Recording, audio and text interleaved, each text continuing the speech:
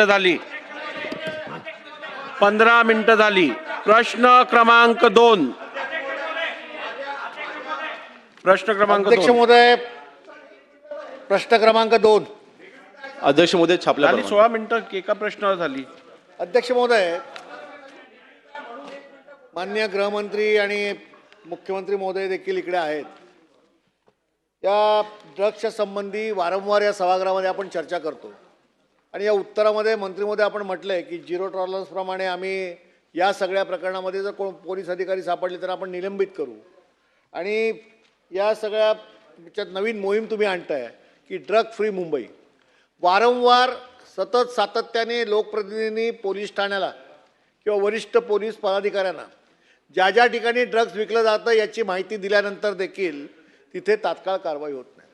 आजही मुंबई शहरात, मी ज्या मुंबई शहराचं प्रतिनिधित्व करतो त्या मुंबई शहरात गल्लीबोळामध्ये गांजा ड्रग्ज विकला जातो, पण स्थानिक पोलीस ठाण्याला माहिती दिल्यानंतर देखील ती कारवाई होत नाही। आम्हाला सरकारकडनं ही अपेक्षा आहे की ही सगळी चैन तोडावी लागेल। याला आपण अनेक कारवाया करतोय। सरकार आणि माननीय मुख्यमंत्री आपण ज्या भूमिकेतून ह्या सगळ्या गोष्टी करताय, परंतु त्याला हवं तितकं यश येत नाही आहे आणि म्हणून कायमस्वरूपी ड्रग्स या राज्यातून हद्दपार करण्यासाठी ज्या योजना करणं आवश्यक आहेत त्याच्यामध्ये खऱ्या अर्थाने खाली जे ड्रग्स विक्री करतात आणि ड्रग्स सेवन करतात त्यांच्यावरती तात्काळ त्या पोलीस ठाण्यामध्ये उपाययोजना करणं आवश्यक आहे। आज पोलिसांचं काय प्रॉब्लेम आहे अध्यक्ष महोदय, माननीय मंत्री महोदय, की प्रश्न घ्या। प्रश्न हाच आहे, प्रश्न माहिती देतो मी। प्रश्न असा आहे की झिरो टॉलरन्स आपण कायमस्वरूपी करण्याच्या दृष्टीने ज्या योजना केल्या आहेत त्या फेल्युअर होत आहेत, तर ही योजना सक्सेस होण्यासाठी सरकार अधिकचं म्हणून कोणत्या उपाययोजना करणार आहे? माननीय अध्यक्ष महोदय, सुनील प्रभूजींनी अत्यंत महत्त्वाचा प्रश्न या ठिकाणी विचारलेला आहे आणि आज राज्यासमोर आणि देशासमोर निश्चितपणे एक अत्यंत महत्त्वाचं आव्हान हे नार्कोटिक्सच्या माध्यमातून उभं राहिलं आहे आणि म्हणून आता केंद्र सरकारने देखील सर्व राज्यांच्या सोबत एकत्रितपणे अँटी नार्कोटिक्सची मोहीम घेतलेली आहे। कारण आपल्याला माहिती आहे की वेगवेगळ्या राज्यांमध्ये कारखाने उभे होतात, ते सप्लाय करतात आणि म्हणून एकत्रितपणे सगळ्या राज्यांनी हे काम करावं म्हणून एक कॉर्डिनेशनची एनकॉर्ड तयार केलेली आहे आणि त्याच्या माध्यमातून राज्यांना सांगितलेलं आहे की तुम्ही होल ऑफ द गव्हर्नमेंट अप्रोचनी या ठिकाणी काम करावं। आपणही आपल्या राज्यामध्ये आता whole of the government approach केलेला आहे आणि याच्यामध्ये 15 विभाग जे आहेत म्हणजे सर्व संबंधित विभाग, महसूल विभाग, वन विभाग, कृषी विभाग, उद्योग विभाग, वैद्यकीय शिक्षण, औषधी द्रव्ये, गृह परिवहन विभाग, त्यासोबत सामाजिक न्याय, विशेष सहाय्य विभाग, सार्वजनिक आरोग्य विभाग, उच्च व तंत्र शिक्षण विभाग, नगर विकास, शालेय शिक्षण, ग्रामविकास अशा सगळ्या विकास विभागांना आपण आता टास्क तयार करून दिले। कारण ही लढाई एकट्या पोलिसांच्या भरोश्यावर होऊ शकत नाही। यामध्ये वेगवेगळे जे काही घटक आहेत त्या सगळ्या घटकांना होल ऑफ द गव्हर्नमेंट अप्रोचमध्ये आता प्रत्येकाची टास्क प्रत्येकाला दिलेली आहे आणि त्यातनं एकत्रितपणे आपण हे काम चालू केलं आहे। आणि जसं मी मागे सांगितलं होतं की पूर्वी आपण एखादं ड्रगचं कन्साइनमेंट सापडलं की त्या कन्साइनमेंट पुरतं कारवाई करायचो। आता आपण फॉरवर्ड आणि बॅकवर्ड लिंकेज शोधणं सुरू केलं आहे आणि म्हणून आपण जर बघितलं तर आगरीपाडा पोलीस स्टेशन उदाहरणासारखं सांगतो की या ठिकाणी एक 25/5/26ला ज्यावेळेस एक आपण रेड केली आणि पकडलं आणि मग त्याच्यानंतर त्यांच्याकडनं चौकशी करून ज्यावेळेस आपण बॅकवर्ड लिंकेजमध्ये गेलो त्यावेळी आपल्याला MD बनवण्याची प्रयोगशाळा मिळाली। त्यातनं 14 किलो 493 ग्रॅम मेफेड्रॉन मिळालं, जवळपास 50 कोटी किमतीचं। साकीनाका पोलीस स्टेशनमध्ये अशाच पद्धतीनं ज्यावेळेस एक पेडलर सापडला त्यावेळी त्याच्यावर ज्यावेळेस आपण कारवाई केली त्यावेळी जवळपास बॅकवर्ड लिंकेजमध्ये गुजरातमध्ये आपल्याला कारखाना सापडला त्याचा आणि गुजरातमधल्या कारखान्यामध्ये जवळपास त्या ठिकाणी 74 कोटी रुपयाचा माल हा आपल्याला प्राप्त झाला। पिंपरीमध्ये देखील ज्यावेळेस रेंज हिल्सला सिम्बॉसिस हॉस्टेलच्या जवळ अशा प्रकारचा पेडलर सापडला त्यावेळी त्यातही आपण बॅकवर्ड लिंकेज जे आहे ते शोधून काढलं आणि त्यातनं एक्झर्बिया टाउनशिप या ठिकाणी त्यांनी जो व्यवस्था उभी केली होती ती आपण ज्यावेळेस मोडून काढली त्यावेळेस लक्षात आलं एका रूममध्ये हायड्रोपोनिक गांजाची शेती ते करत होते आणि ती पण आपण त्या ठिकाणी उलटवली. जवळपास 44 कोटी रुपयाचा माल हा त्या ठिकाणी मिळाला. असंच जवळपास आपल्याला वेगवेगळ्या ठिकाणी, म्हणजे सगळंच मी सांगत नाही, पण याच्यामध्ये मला सांगायचं एवढंच आहे की जवळपास वेगवेगळ्या राज्यांमध्ये जाऊन, म्हणजे आपल्या राज्यात तर आपण कारवाई केलीच, पण बॅकवर्ड लिंकेज आणि फॉरवर्ड लिंकेजमुळे वेगवेगळ्या राज्यांमध्ये जाऊन आपण या संदर्भातली कारवाई करतो. आणि आता आपण बघितलं असेल या पुरवणी मागण्यांमध्ये आपण जाणीव जागृती करण्याच्या संदर्भात देखील मोठ्या प्रमाणात मोहीम हातामध्ये घेतो. सगळ्या शाळा कॉलेजेसच्या आजूबाजूचे अशा प्रकारचे जे ठेले किंवा त्या ठिकाणी ज्या ठिकाणी पोटेन्शियली ड्रग्ज किंवा नार्कोटिक्स विकले जातात ते उद्ध्वस्त करण्याचं काम चालू आहे. 2-3 हजार अशा प्रकारच्या स्ट्रक्चर्सवर प्रत्येक शहरामध्ये कारवाई आपण सुरू केलेली आहे. आणि जसं मी सांगितलं आत्तापर्यंत जे काही पोलीस या नार्कोटिक्सच्या केसमध्ये डायरेक्ट किंवा इनडायरेक्टली त्या ठिकाणी इन्व्हॉल्व भेटले त्यांना बडतर्फच करण्यात आलेला आहे. ही लढाई देश पातळीवर मोठ्या प्रमाणात सुरू झालेली आहे. काही काळ नक्की लागेल, पण हे साम्राज्य आपण निश्चितपणे उद्ध्वस्त करू.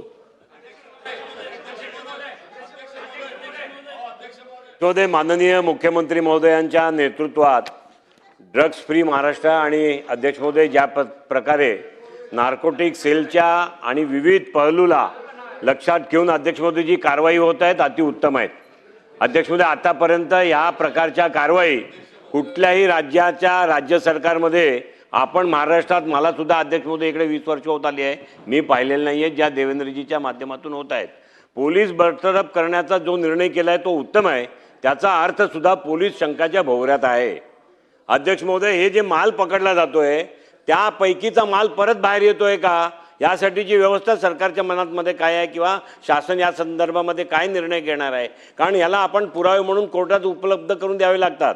त्यामुळे हे जे पकडलेला माल आहे त्याला कुठे ठेवण्यात येणार आहे, त्याची सुरक्षा कशी करणार, त्याचं डिस्पोजल कसं करणार? अध्यक्ष महोदय या संदर्भातली काही माहिती असेल तर माननीय मुख्यमंत्री महोदयांनी द्यावी ही माझी विनंती आहे. नाही,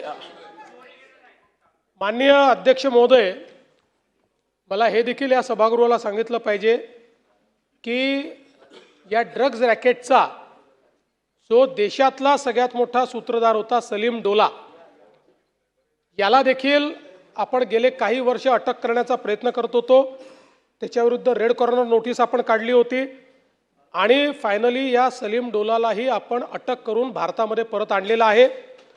जवळपास आपल्या माहितीकरता या एका व्यक्तीने भारतामध्ये महाराष्ट्र, मध्य प्रदेश, कर्नाटक आणि तेलंगणा मिळून या ठिकाणी MDचे कारखाने उभे करून 4000 किलोग्रॅम MD ही यांनी निर्मित केली आणि विकलेली आहे. त्यातली आता बहुतांश आपण हस्तगत केलेली आहे. आणि या संदर्भात जवळपास मुंबई पोलिसांनी, म्हणजे सगळ्या पोलिसांनी त्याचा लुकआउट काढला होता, पण मुंबई पोलिसांनी सफलतेने त्या ठिकाणी त्याला पकडलं. त्याच्या 12 हस्तकांना पकडलाय. मागच्या काळामध्ये आपल्याला कल्पना आहे की आपल्याकडे साताऱ्याला देखील एक फॅक्टरी सापडली होती. सलीम डोलाने मान्य केलं आहे की ती फॅक्टरी देखील त्याचीच होती, ही त्यांनीच तयार केली होती. त्यामुळे मला असं वाटतं की ड्रग्सच्या विरोधातल्या लढाईतला हा एक ही मोठी सफलता आहे की चालू आहे. या संदर्भात मोठ्या प्रमाणात आपण ही जी काही कारवाई आहे ती करतो. आणि आत्ता जे सागर साहेबांनी सांगितलं त्यातही सागर साहेब, आता केंद्र सरकारने जी काही नवीन भूमिका घेतली आहे त्यामध्ये तात्काळ या संदर्भातलं जे काही पुरावा आहे तो पुरावा दाखल करणे आणि माल हा डिस्ट्रॉय करणे हा आता नियम झालेला आहे. किंबहुना केंद्र सरकारने एक दिवसच नेमून दिला की ज्या दिवशी देशातल्या सगळ्या राज्यांनी जो काही पकडलेला माल आहे, जो ठेवलेला माल आहे, तो माल त्या दिवशी जाळायचा. आणि त्या दृष्टीने जवळपास हजारो कोटी रुपयाचा माल हा आता आपण झालेला आहे, त्यामुळे हा माल पुन्हा मार्केटमध्ये येऊ शकत नाही अशा प्रकारची व्यवस्था केली आहे. अध्यक्ष महोदय, महाराष्ट्रामध्ये या ड्रग्जचं प्रमाण जवळपास महाराष्ट्रातल्या सगळ्या जिल्ह्यात वाढलेलं आहे. माननीय मुख्यमंत्री महोदय म्हणतायत सरकार प्रयत्न करतंय आणि करतंय, त्याबद्दल आमची तक्रार नाही.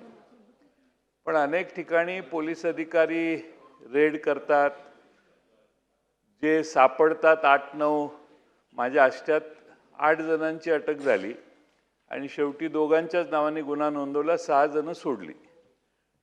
DSPना माहीत नसेल, हे खालच्या खालीच उद्योग चालतात. त्यामुळं पोलिसांनी एकदा अरेस्ट केला आणि त्यातला जो मेन कल्प्रिट आहे, जो त्या भागात ऑपरेट करतो, त्याचं नाव बाजूला काढलं. असे उद्योग महाराष्ट्रात सर्व ठिकाणी चालतात. त्यामुळे पोलिसांच्या, सगळेच पोलीस असे आहेत असा माझा दावा नाही, पण पोलिसांच्या हप्तेखोरी करणं हा एक सोर्स ऑफ इन्कम झाला आहे पोलीस स्टेशनचा. आणि म्हणून आपण माननीय मुख्यमंत्री महोदय, गृहमंत्री महोदय म्हणून आपणाला माझी विनंती आहे की या ड्रग्जच्याशी संबंध असणारे जे पोलीस सापडतील, जे पोलीस अशा ड्रग्जच्या गुन्ह्यांना मागे घालतील, त्यांना तात्काळ निलंबित करावं, चौकशी करून बडतर्फ करावं. हा आकडा किमान 1000चा जाईल, हे टार्गेट तुम्ही पोलीस डिपार्टमेंटला द्या. बाकी सगळे ड्रग्ज कमी होतील. दुसरं, नार्कोटिक सेल काय करतं हा दुसरा प्रश्न आहे. नार्कोटिक सेलचं काम कुठंच दिसतंय, काय त्यांनी ॲक्शन घेतली? आपण सगळं पोलिसांनीच करावं म्हणतो, पोलीस काय त्यात फार एक्सपर्ट नसतात. आता आमच्याकडे तर ऑनलाईन ड्रग्ज मागवण्याची व्यवस्था आहे. मी तुकाराम मुंडेंच्याकडे ती माहिती दिली की हे ऑनलाईन ड्रग्ज मागवत आहेत, काहीतरी करा म्हणून. ऑनलाईन ड्रग्ज देशात उपलब्ध व्हायला लागले आहेत आणि मुलं मागवतात. आता आपण जर त्यात मागवायला कुणाला अनोळखी माणूस गेला तर त्याला तो ड्रग येत नाही, पण त्यांच्या लिंकमधल्या माणसानं जर ते पाठवलं तर ते बरोबर सिरिंजेस येतात, सगळं साहित्य येतं आणि अनेक ठिकाणी इंजेक्शन घेऊन मुलं ड्रगच्या सेवन करण्याची व्यवस्था होते. म्हणून हा एक महाराष्ट्रातला गंभीर गुन्हा झालेला आहे. आणि म्हणून माझी माननीय गृहमंत्री महोदयांना विनंती आहे की याच्यात स्ट्रिक्ट अशी ॲक्शन महाराष्ट्राच्या पोलीस दलाने घेतली. नार्कोटिक सेल जास्त ॲक्टिवेट केलं आणि ज्या पोर्टवर सतत ड्रग्ज सापडतात त्या पोर्टवर पाहिजे तर आपले पोलीस पाठवा, आपल्या राज्याच्या बाहेर पोर्ट आहे ते, पण आपले पोलीस पाठवा, पण तिथून येणारा माल आणि देशात वेगळ्या ठिकाणाहून माल येतो. आपण हायड्रोपोनिकचं उदाहरण दिलं. देशात आता पैसे मिळवण्यासाठी लोक आता अशी शेती करायला लागली आहेत, असा त्याचा अर्थ होतो आपल्या उत्तरात आपण ज्याचा उल्लेख केला. आणि म्हणून हे प्रकरण प्रचंड गंभीर आहे. बाकीचे सगळे गुन्हे एखाद्या वेळी दुर्लक्षित करायला हरकत नाही, पण तरुणांना अंमलाच्या खाली आणणाऱ्या हा तरुणाई सगळी या विळख्यात अडकलेली आहे. म्हणून माननीय मुख्यमंत्र्यांनी रोज सकाळी 20 मिनिटं किंवा 15 मिनिटं याचं असेसमेंट घेण्यासाठी ब्रीफिंग घ्यावं अशी माझी त्यांना विनंती आहे. अध्यक्ष महोदय, सन्मान्य जयंतरावांनी जे सांगितलं, निश्चितपणे आपण ही पॉलिसी अशीच ठेवलेली आहे आणि जेवढे पोलीस हे प्रत्यक्ष किंवा अप्रत्यक्ष या गुन्ह्यांमध्ये आत्तापर्यंत आढळले त्या सगळ्यांना बडतर्फच केला आहे. आपण त्यांना कोणालाही सस्पेंड केलं नाही, त्याला बडतर्फच केलं आहे. आपण जे सुचवलं त्याप्रमाणे आता आपण आपल्याकडे आधी जे नार्कोटिक्सच्या संदर्भात जे काही व्यवस्था होती ती छोटी होती. आपल्याला कल्पना आहे मागच्याच वर्षी आपण आपला ANTF जो आहे, अँटी नार्कोटिक्स जो फोर्स आहे, हा फोर्स विस्तारित केलेला आहे. आता प्रत्येक पोलीस स्टेशन, आधी प्रत्येक पोलीस स्टेशनला आपल्याकडे ANTF नव्हता, आता प्रत्येक पोलीस स्टेशनमध्ये ANTF आपण उभा करतो आहोत. त्यासोबत आमच्या डोक्यात असं देखील आहे की जसं आपण आपला जो काही अँटी करप्शन ब्युरो आहे किंवा नक्षलवाद विरोधी मोहीम आहे, या 2 ठिकाणी आपण इन्सेंटिव्ह दिला आहे. लोक गडचिरोलीला का जातात, तिथे स्पेशल पे आपण देतो. त्यावेळेस सगळे चांगले पोलीस तिथे जायला तयार असतात. किंवा अँटी करप्शनमध्ये 1 स्टेप अहेड त्यांना ठेवतो. म्हणजे जो ॲडिशनल SP असेल तो तिथे SP म्हणून त्या पोस्टवर जातो. तर तशा पद्धतीनं आम्ही आता निर्णय करतो, चांगले अधिकारी हे ANTFमध्ये गेले पाहिजेत. याकरता त्यांना स्पेशल पे किंवा 1 स्टेप अहेड अशा पद्धतीनं जो त्या ठिकाणी काम करेल त्याला आम्ही ते डेझिग्नेशन देणार आहोत. आणि त्यासोबत इथे जो 3 वर्ष काम करेल त्याला चॉईस पोस्टिंग अशा पद्धतीचीही आम्ही योजना तयार करतो, जेणेकरून चांगले अधिकारी, म्हणजे काय झालं आहे की आपल्याकडे आत्तापर्यंत ANTF किंवा जो काही नार्कोटिक्स ब्युरो होता, दुर्दैवाने त्याची अवस्था अशी होती की कोणाला डंप करायचं असेल तर त्याला तिथे आपण टाकून द्यायचो. आता ही लढाई ही बिनीच्या शिलेदारांनी लढावी लागेल. बेस्ट ऑफिसर्स आपल्याला त्यात उतरवावे लागतील आणि म्हणून बेस्ट ऑफिसरला इन्सेंटिव्ह देण्याकरता आपण त्याही संदर्भातली जी काही व्यवस्था आहे ती करतोय. आपण जे सांगितलं त्याची मी नोंद नक्की घेतो. मी रोज ब्रीफिंग घेतोच, पण 20 मिनिटं स्पेशली मी नार्कोटिक्सच्या संदर्भातलं ब्रीफिंग रोज घेईन. 1 मिनिट. 16 मिनिटं झाली आहेत या प्रश्नावर. शेवटचा प्रश्न नितीन राऊतजी बोला. शेवटचा प्रश्न. अध्यक्ष महोदय, माननीय मुख्यमंत्री हे विदर्भाचे आहेत, नागपूरचे आहेत खास करून, आणि मूळ प्रश्नामध्ये नागपूर, गडचिरोली, यवतमाळ व वर्धा या विदर्भातील जिल्ह्यांचा स्पष्ट उल्लेख आहे. शासनानं उत्तरात केवळ मुंबई आणि ड्रग फ्री मुंबई अभियानाचीच माहिती या ठिकाणी दिली आहे. विदर्भातील वाढत्या नशेखोरीवर उत्तर मात्र त्रोटक आहे. अध्यक्ष महोदय, सन 2025 मध्ये राज्यात 523.17 कोटीचे अंमली पदार्थ नष्ट करण्यात आले. यापैकी एकट्या नागपूर आणि विदर्भातून किती कोटीचे ड्रग्ज जप्त केले, तिथली अचूक आकडेवारी काय, हा माझा दुसरा प्रश्न. आणि या ठिकाणी आपण सांगत असताना माननीय मुख्यमंत्री म्हणालेत की ANTFचे युनिट आम्ही आता पोलीस स्टेशनमध्ये सुद्धा करणार, परंतु राज्यामध्ये हे 7 युनिट आज कार्यरत आहेत. यातील विदर्भ विभागासाठी किती स्वतंत्र युनिट तैनात आहेत आणि तिथे पुरेसे मनुष्यबळ किती आहे याची माहिती सुद्धा हवी आहे. अध्यक्ष महोदय, नागपूरमध्ये रस्त्यावरील लहान पेडलर्सला पकडून जर आपण ऑपरेशन थंडर याचं कौतुक करत असू तर कुठेतरी आपण चुकतो ते लक्षात घेतलं पाहिजे. अध्यक्ष महोदय, कॉलेजच्या विद्यार्थ्यांकडे LSD कागजी नशा सापडूनही स्थानिक पोलिसांनी माहिती अभावी त्यांना 2दा सोडून दिले. गृहविभाग आपल्या NDPS यंत्रणेला अशा आधुनिक अंमली पदार्थाचा छडा लावण्यासाठी तांत्रिक प्रशिक्षण देत नाही काय, हा एक प्रश्न आहे. अध्यक्ष महोदय, आणि आमच्या शहरामध्ये MDची माहिती, आता MDची मागणी हे कोट्यावधीच्या घरात पोहोचलेली आहे. अध्यक्ष महोदय, माफिया आधी तरुणांना त्याचे व्यसन लावतात आणि त्यानंतर त्यांनाच सप्लायर पेडलर्स बनवतात. शाळा कॉलेजच्या रस्त्यावर हे रोखण्यासाठी सरकार काय ठोस पावलं उचलणार आहेत, काय ॲक्शन प्लॅन आहे, हा माझा चौथा प्रश्न. आणि 5वा प्रश्न, विदर्भात प्राण्यांना शांत करण्यासाठी वापरल्या जाणाऱ्या औषधाचा मानवी नशा म्हणून झॉम्बी ड्रग्जसारखा सर्रास वापर केला जात आहे. ही अत्यंत घातक औषधे मेडिकल स्टोअर्समधून तरुणांपर्यंत सहज कशी पोहोचत आहेत यासंबंधीची माहिती मला हवी आहे. अध्यक्ष महोदय, ज्या 7 युनिट आपण तयार केलेले आहेत त्याच्यामध्ये 369 लोक आपण त्याच्यात घेतलेले आहेत. प्रत्येक विभागामध्ये युनिट आपण तयार केलं आहे, पण आता ते युनिट अजून डिसेंट्रलाइज आपण पुढच्या काळामध्ये करणार आहोत. पहिल्यांदा आपण काय करायचो की त्याच पोलीस स्टेशनमधले लोक त्या ठिकाणी करायचो. आता हळूहळू कंप्लीट युनिट, म्हणजे हे आता पदनिर्मिती करून आपण युनिट तयार केलेले आहेत, त्यामुळे हळूहळू ही पदनिर्मिती खालपर्यंत करून सगळीकडे हे युनिट्स आपण तयार करू.